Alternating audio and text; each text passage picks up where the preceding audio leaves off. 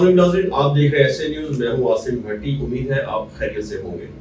گزشتہ ماہ کارساز کے قریب ایک واقعہ ہوا، حادثہ ہوا اور ہولناک حادثہ ہوا جس میں قیمتی جانیں ضائع ہوئی۔ اس کے بعد پولیس نے تحقیقات شروع کی۔ پولیس کی تحقیقات کہاں تک پہنچی، کس طریقے سے اس کیس کو ہینڈل کرنا چاہیے تھا، سوشل میڈیا پر بہت زیادہ اس کی ہائپ بنی، اس پر بات کرتے ہیں۔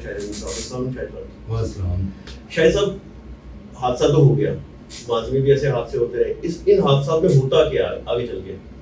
دیکھیں، پہلی بات تو یہ ہے کہ اس کو حادثہ ہی تصور کیا جائے۔ مجھ سے بہت سارے لوگوں نے بات کی اور انہوں نے کہا کہ آپ اس پہ پروگرام کریں اور اس کو جو ہے وہ جتنا منڈ سکتے ہیں اس کو منڈیں۔ بات یہ ہے کہ حادثے اور واقعے میں فرق ہوتا ہے۔ مجھے بڑے افسوس کے ساتھ یہ کہنا پڑ رہا ہے کہ ہمارے ہی برادری کے کچھ لوگ یا سوشل میڈیا پہ جو لوگ کام کر رہے ہیں وہ اس کو سانحہ کیوں قرار دے رہے ہیں؟ کون سا بڑا سانحہ ہے؟ اس طرح کے حادثات ہوتے رہتے ہیں۔ اور بات یہ تھی کہ ایک باپ اور بیٹی کا اس میں انتقال ہوا، بہت افسوسناک واقعہ ہے، اس میں کوئی دو رائے نہیں ہے، لیکن اس کو آپ حادثہ ہی قرار دیں گے۔ جان بوجھ کر کیا نتاشا نے ان کو مارا ہے، ٹھیک ہے، وہ نشے میں ہوگی یا نہیں تھی اس سے ہمیں کوئی مطلب نہیں ہے، تو ڈاکٹر کی رپورٹ نے کلیئر کر دیا۔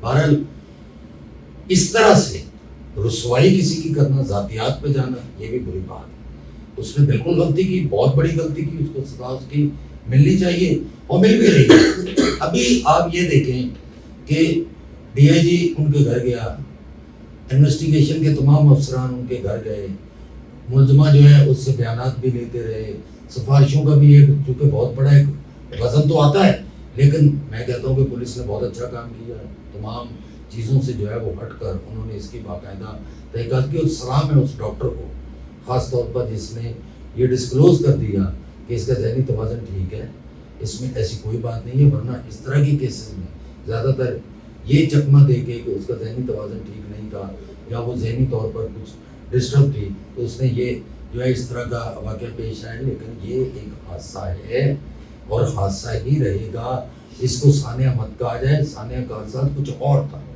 آپ اس کو اس سے مت جوڑیں۔ آج تو دیکھیں لوگ جو ہے وہ کربلا کا واقعہ جو وہ بھی یہاں آ کے لوگ جوڑ دیتے ہیں، تو یہ ہماری سوچ کا محور ہے۔ ہم کچھ بھی سوچ سکتے ہیں، کچھ بھی کر سکتے ہیں، لیکن چند روز پہلے آپ نے دیکھا ہوگا کہ سوشل میڈیا پھر ایک دم ایکٹیو ہوا اور یہ کہا گیا جی کہ بھئی اس میں جو ہے کروڑوں روپے میں بات بن گئی ہے اور جو ہے اس کیس کے مدعی ہیں ان کو راضی کر لیا گیا ہے، اب جو ہے وہ نتاشا اس سے نکل جائے گی۔ لیکن ان کو شاید یہ نہیں معلوم تھا کہ اس کیس میں ایک ایف آئی آر اور بھی ہے جس میں اس نے نشہ اور جو چیزیں جو استعمال کرتی ہے، آئس خاص طور پر، اس کی بھی دفعات اس میں شامل ہیں۔ پولیس نے یہ کام بہت اچھا کیا کہ اس کو سزا وہ ملے جس کی وہ حقدار ہے۔ اب اس کے پاس لائسنس پاکستانی نہیں ہے، بالکل اس کی تحقیقات ہونی چاہیے کیوں نہیں ہے، تو ہوتا نہیں ہے کہ اس کے پاس لائسنس ہے۔ وہ جب یہاں سے گئی ہوگی اس وقت تو اس نے یہاں کا لائسنس بنوایا ہوگا، جبھی تو جا کے برطانیہ میں وہ کسی لائسنس کے لیے اپیئر ہوئی ہوگی نا، وہ اس کا ریکارڈ نکل آئے گا۔ بہرحال یہ معاملہ ابھی چل رہا ہے، لیکن میں یہی ریکویسٹ کروں گا کہ جو واقعہ ہو گیا اس کی اصل جڑ تک جائے کہ یہ واقعہ ہے کیا۔ لیکن کیا پولیس نے تحقیقات کی کہ یہ جو دفعات اس نے آئس کی شامل کی ہے، اس کو آئس آتی کہاں سے تھی، دیتا کون تھا، لاتا کون تھا؟ اصل تو دیکھیے پولیس کا جو ہے نا اب کردار سامنے آئے گا، جو کھل کے آئے گا، اور پولیس کو اب ایک سمجھے اس کا امتحان ہے۔